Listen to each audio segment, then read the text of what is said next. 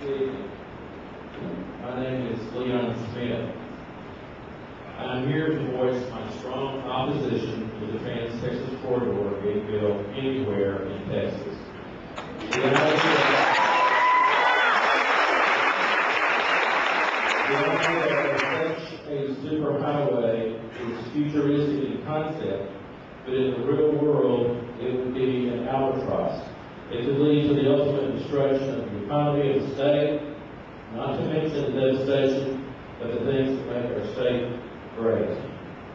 I am very much appalled that our state legislature has not stopped this project and has not reined in the Texas Department of Transportation by utilizing oversight and common sense.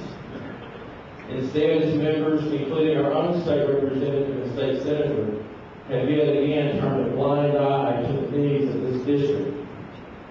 Had they acted on our behalf, we would not be here today questioning why the state of Texas is turning over a significant portion of our highway system to a foreign country and callously imposing fees to use this system, not to mention putting Bosque County at risk. It appalls me that our government officials do not trust Texans to handle Texas problems. This is not unlike the testing of our school children, where Texans are apparently not smart enough to come up with their own tests. Maybe Mexico wants a Spanish company to build this corridor, but I don't. Our state lawmakers listen to lobbyists, not us. They follow the big money, not the wishes of their constituents. Today's state governance is corrupt, and the Trans-Texas Corridor is one blistering example. If this corridor concept is adopted, every Texan would pay, even those with good sense not to use the corridor. For we would see a skyrocketing cost of goods spread throughout the state, which is not unlike a hidden tax that would be levied on goods sold throughout our state. One of the problems of the corridor is that it would be obsolete even before construction begins. It is like our state trying to build a better manual typewriter. There will come a day when seemingly overnight, technology will change the way transportation is handled, to invest in monstrosity and lock our citizens into paying for something that they will not use is both stupid and dishonest.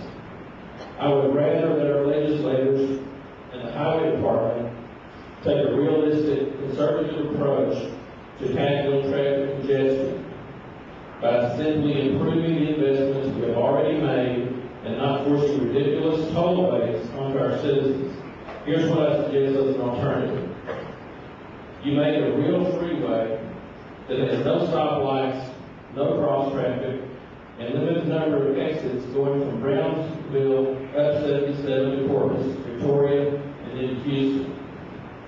Then you loop around Houston, turn 59 into the same thing, a real freeway. No stops, no development along the loop, no traffic lights, no crossings of grade.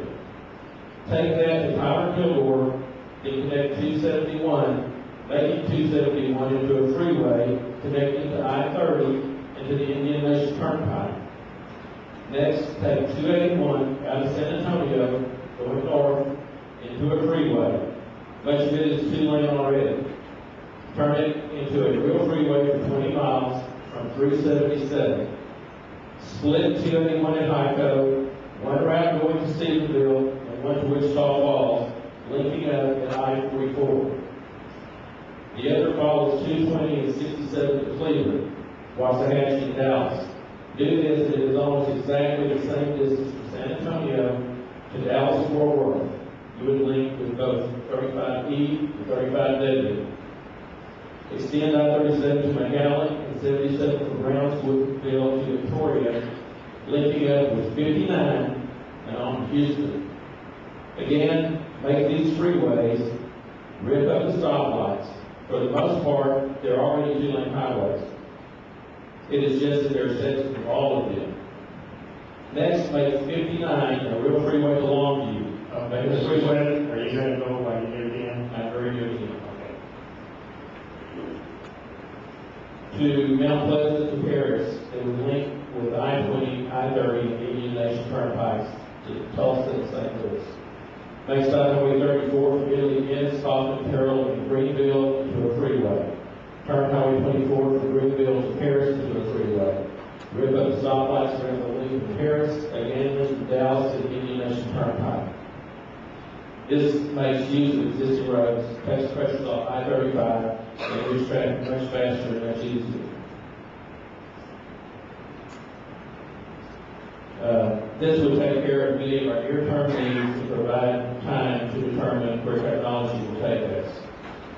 But know this, Texans will not use the Trans-Texas corridor. They will not spend more per mile to travel. They're already maxed out on fuel prices.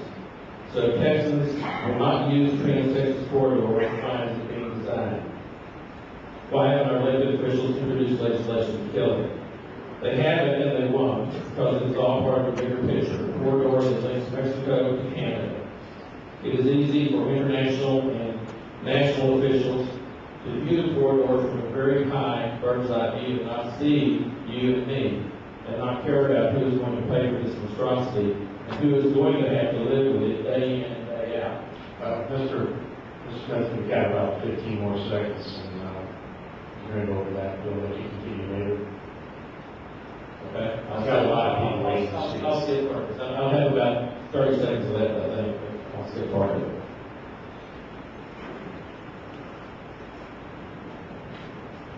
I'm skipping, but I think we're going to leave that. There's a question of mitigation, which this is environmental type meeting.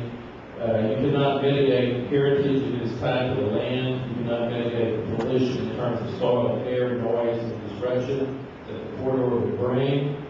You cannot mitigate the farmland and wildlife areas that have been a livelihood of local families for generations. And you cannot mitigate lost revenues to our communities and our rural areas. If this superhighway system is built, it will cease to be known as the Trans-Texas Corridor. It will be known far and wide as the corridor of regret.